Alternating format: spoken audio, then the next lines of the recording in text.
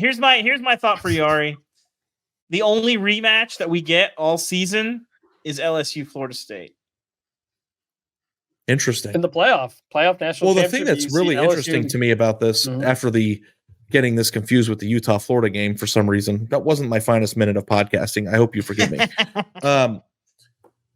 But this, to me, is like two teams that you believe will compete for and potentially make the playoff. Yes. Right. Yeah. And this is like recruiting versus transfers almost a little bit, right? And I'm sure Catherine will jump in here and correct me, but it's like, can you build the team that you think you can from a national championship perspective by doing it through the portal slowly but surely year over year? Or do you have to have the baseline talent accumulated through the high school ranks and then built the way that they are? That way LSU is. It's like kind of like for LSU here, I gotta say. You are? Yeah.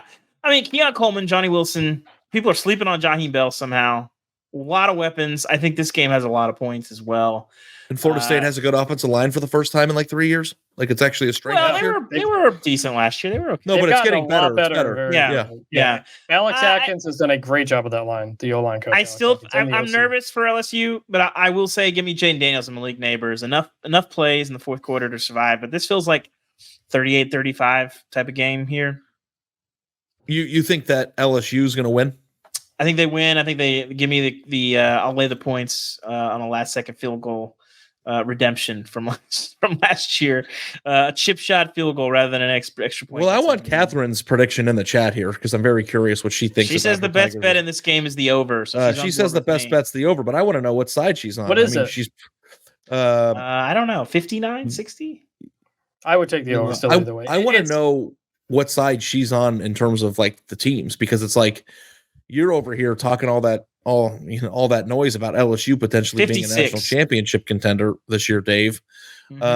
And Florida State actually, in my opinion, is probably a more explosive team, right? They don't have Harold Perkins, but when you like name off all those offensive weapons, it's like LSU doesn't bring that to the table yet offensively. Not that same depth. I think the Mason Smith factor is more huge variety for them. Yeah, and he's not playing.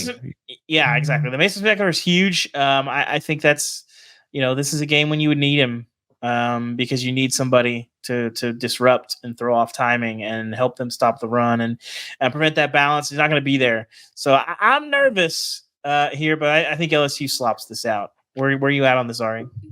What? Go ahead, Chris. I want to be the last. Yeah. Okay. When Mike Norvell has weapons, he is an incredibly fun football coach to watch. Those Memphis teams he had those last couple of years are stacked with NFL players. You throw Keon Coleman onto this offense and what they can do with the running game, and Johnny Wilson and Jordan Travis has gotten a lot better. This is going to be an incredibly fun team all season long. I've got Florida State straight up in this game, winning. They're getting the 2.5. And Alban, I want to go back to say, you said this would be the only rematch of the season. I think Florida State Clemson is going to be a rematch in the ACC championship game easily because there's no divisions in the ACC this year. So 1 and 2 mix there, unless you think Clemson's not going to be, very good. But Florida State's got this, and they got Clemson in like 2 or 3 weeks after this. So we're going to find out very quickly what Florida State is.